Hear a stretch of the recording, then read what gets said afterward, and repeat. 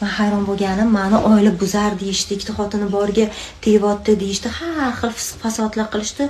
Ko'pchilik qarshi cholib, "Davay, davay" deb maza qilib tomosha qilib o'tirishdi. No, adekvatniy miyasi ishlaydigan odamlar bildi, что nima bo'lgan bo'lsa, mengacha bu bo'lgan. Mengacha qancha qizlar bo'lgan. Shunda ularni normal qabul qilishganmi? Ular oila buzar emas. Ha, yaxshi, yaxshi deb o'tirishgan. Menga bu yoqda ofitsial uylanishlarini e'lon qildilar. Paq etib bitta tilla baliqcha chiqib qoldi. Qarasa ahvati katta, qarasa zvizda menga yopishib ketishdi. Bilasizmi, shu erkak kishi ofitsial uylanmaguncha 100 tasi bilan yurmaydimi? Bu tabiiy holat. Kimdir uni qabul qiladi, kimdir qabul qilmaydi. Men qabul qilganman. Mendan keyin bo'lmasa bo'ldi. Biz baxtli yashayapmizda. Mengacha nimalar bo'lgan, militsiyavozliklar, shantajlar, qanaqa video, rasmlar bor. Oyijonda men hammasini ko'rganman. Sharmanda qilish niyatlari bo'lsa bor, bitta video qo'yib o'chirib qo'ygan bo'lardilar davno. Erim o'zlariga ep ko'rmaylar bunaqa narsani. Instagram qilib o'tirmaylar. Shunday chaqirib o'zi bilan gaplashib oladilar, kerak bo'lsa.